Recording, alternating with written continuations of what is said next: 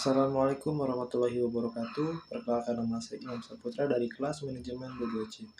Pada kesempatan kali ini saya akan menjelaskan mengenai mengenal hukum dan bisnis. Pengertian hukum dan bisnis. Hukum bisnis adalah perangkat kaidah hukum yang mengatur tata cara pelaksanaan urusan atau kegiatan dagang, industri maupun keuangan yang terhubung dengan produksi atau pertukaran barang maupun jasa, di mana hal tersebut memiliki suatu resiko tertentu, dengan usaha tertentu serta dengan motif tertentu. Pula, hukum bisnis bertujuan untuk melindungi serta mengatur pelaku ekonomi dalam kegiatan bisnis agar tetap aman, adil, dan teratur. Beberapa fungsi hukum bisnis antara lain: memberikan kepastian hukum bagi pelaku bisnis dalam menjalankan kegiatan bisnis, menjaga keamanan dan ketertiban dalam kegiatan ekonomi, melindungi berbagai jenis usaha, terutama jenis usaha kecil atau menengah, membantu perbaikan sistem keuangan dan sistem perbankan, memberikan perlindungan kepada pengusaha atau kontraktor. Hukum bisnis juga memiliki sumber dan tujuan yang berbeda-beda. Sumber hukum bisnis dapat berasal dari undang-undang, peraturan pemerintah, keputusan pengadilan, dan perjanjian antara pihak-pihak yang terlibat dalam bisnis. Tujuan hukum bisnis antara lain memastikan berfungsinya mekanisme keamanan pasar secara efektif dan tepat, melindungi berbagai jenis usaha, membantu perbaikan sistem keuangan dan sistem perbankan, dan memberikan perlindungan kepada pengusaha atau kontraktor. Pengertian hukum bisnis menurut para ahli. Menurut Abdul R. Saliman dan kawan-kawan, hukum bisnis atau business law atau Best-Bridge merupakan keseluruhan dari peraturan-peraturan hukum, baik yang tertulis maupun tidak tertulis, yang mengatur hak dan kewajiban yang muncul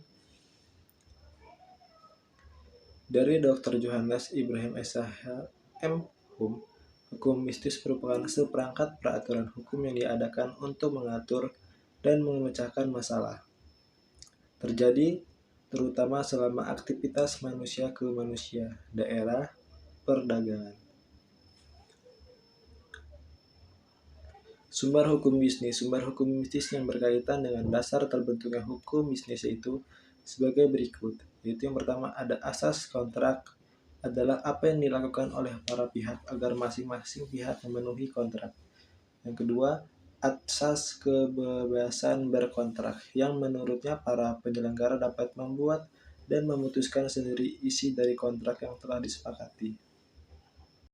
Ruang lingkup hukum bisnis. Hukum bisnis itu sendiri meliputi bidang-bidang berikut antara lain: yang pertama, kontrak dagang; yang kedua, aspek hukum badan usaha; yang ketiga, hukum hubungan kerja;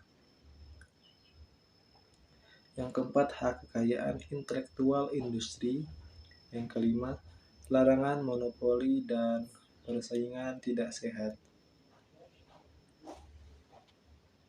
6. Perlindungan konsumen; 7. Pajak; 8. Pertanggungan; 9. Penyelesaian sengketa niaga; 10. Kebangkrutan; 11. Undang-undang lalu lintas; yang 12. Hukum perbankan dan sekuritas; 13. Hukum perdagangan internasional atau perjanjian internasional. Pentingnya hukum bisnis. Undang-undang bisnis memainkan peran penting dalam mengatur praktik bisnis di negara ini. Berikut adalah beberapa poin yang menunjukkan mengapa hukum perusahaan sangat penting. Yang pertama, masalah kompensasi. Hukum bisnis sangat penting dalam menangani berbagai masalah kompensasi dalam suatu organisasi.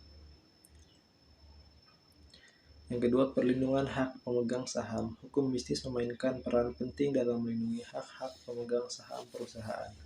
Pengacara hukum perusahaan yang berpengalaman dapat berhasil menangani keadaan seperti negara kebagian.